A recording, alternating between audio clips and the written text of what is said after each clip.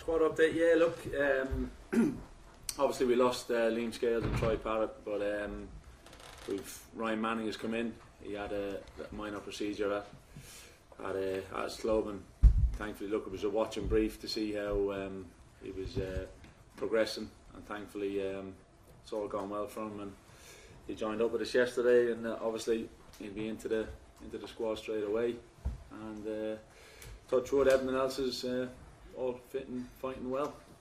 I know you spoke earlier on the week, but it's nearly been a full week now. How's the week been for you? First week in the job? Yeah, amazing. Really, really good. But I think that's helped by the support staff I've had around me too, and ultimately the players. I think they're the key to it. So if they're buying into it and obviously showing the desire and attitude, application to be aggressive and take things on and show that in the training, but obviously it comes to the crux of it now in terms of picking the team and looking forward to the game as well. I know you said earlier on the week you had kind of team selection in your own head. I know you know the players well, but has anybody surprised you this week? No. Look, no one surprised me. Look, I know the group well. Obviously, the staff got eyes on some of the players, obviously, for the first time in the flesh, shall we say. And look, it was, as I mentioned, everyone's been obviously a freshness to it, shall we say, in terms of seeing a couple of new staff, a couple of new players in the squad as well. You have that freshness to us, and look, a relaxed atmosphere, but also a proper learning curve as well in terms of what we're going to be looking for to do the job against Belgium. Obviously, you've had some really proud days in the green jersey. Just where will tomorrow rate when you take that look out? Yeah, right up there. It has to be an incredible honour. Managing your country, to get the chance to represent Ireland from under 15 onwards at all the levels, and then captain your country as well, and now to get the chance to being involved coaching with the 21s, coaching with the senior team, and now being a manager. It's amazing. One myself and the family are really proud of. Thank you. Josh, can I ask you how you're looking forward to this Belgium game? You were involved the last day, 2-2 draw. What did you learn from that about the Belgians, do you think? Yeah, first and foremost, I think we're all really looking forward to the game. It feels like it's been a long time since November, so any time we get to meet up as a group again is always great, and it's been a brilliant week. Obviously, working under the new manager and his staff. We've all really enjoyed it. We know, again, like you said, touching on the game we played against Belgium before, we know that they've got top quality players. It's going to be a tough test for us. But yeah, the focus is on what we can bring to the game. We're confident going into the game that we've worked on a good game plan throughout the week. We know how good the players we have in the squad, and we're looking forward to putting that into practice tomorrow night. Glenn Whelan is one of the coaches added to the coaching ticket by John. Has he been chatting to you in particular about that midfield role? Yeah, definitely. It's been great to have Glenn in, as well as all of the other staff as well. Glenn was part of the squad when I first came into the squad under Mick McCarthy, so to see him again and have him back in and get little pointers throughout the week on the midfielder's role within the game plan for the team has been great, and just trying to soak up as much of the advice and knowledge that Glenn and all the staff have, and hopefully, like I said, put that into practice tomorrow. He's been trying to tackle the midfielders, so you have to rein him in a bit, but the lads have avoided him. Yeah.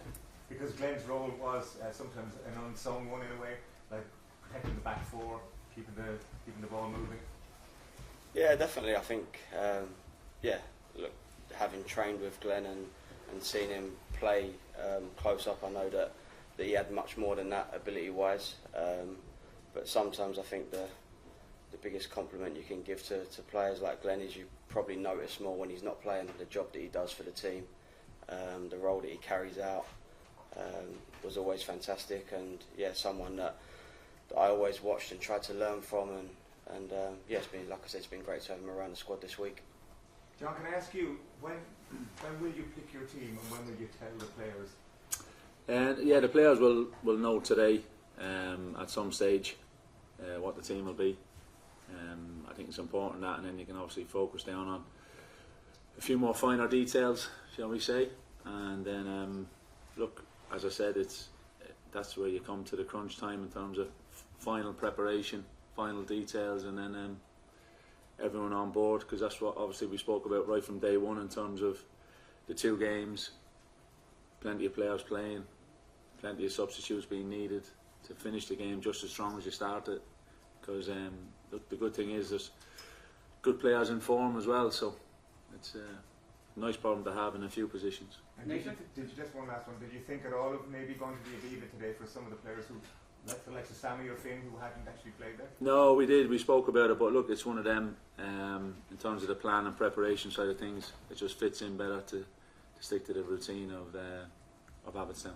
Good luck tomorrow. Thank you. Hey John, saw one of the videos that went out during the week. Was the picture this in playing with the team, and you were saying afterwards that it was good to get a younger band in for sort of a new, younger generation, and maybe not.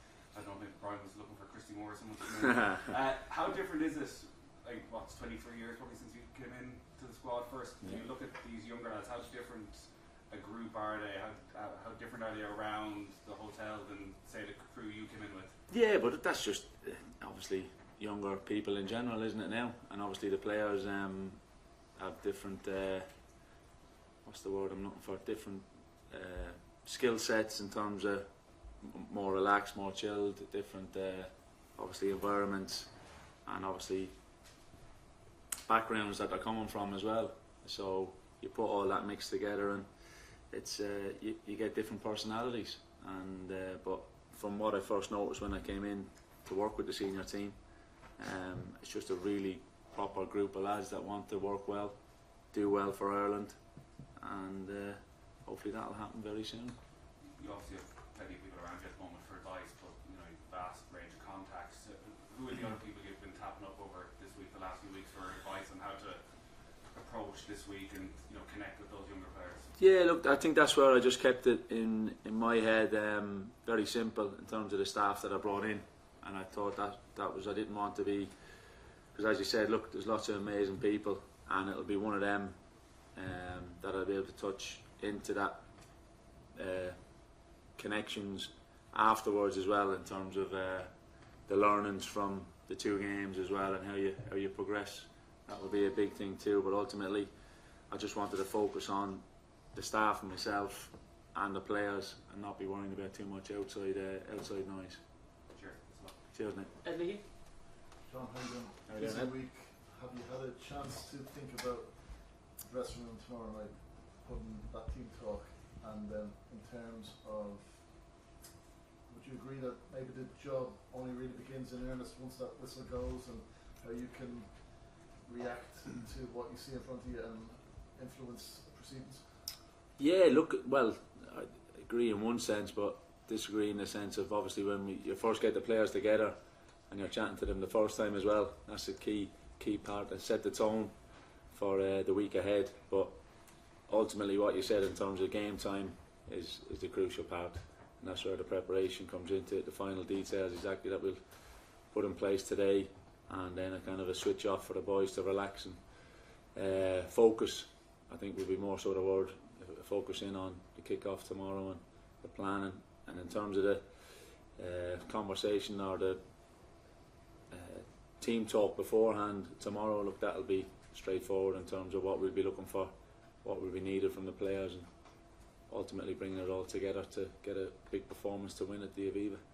And just in terms of the players, we've been hearing from them this week, and it's all been complimentary towards yourself. Why do you think players really react and respond to players who are now managers who play at the top level and really, like yourself, just played in all the big games? No, look, look, I've worked under many managers that have played at different levels or whatever the case may have been, and it's just you're trying to get a connection as soon as you can with the players to make them feel relaxed, because ultimately they're as I've kind of stressed a little bit, they're the key to everything. They're the key to performing, they're the key to winning matches, and you just kind of have to get that connection with the group to go on whatever team is selected. They're backing each other up no matter what, and as I mentioned, there will be, it's the type of game, the intensity that's going to be needed. We'll be making changes at different stages that will hopefully maintain the strength of the team to maximise what we're talking about, that intensity for a full 90 plus minutes, as they say. Thank you.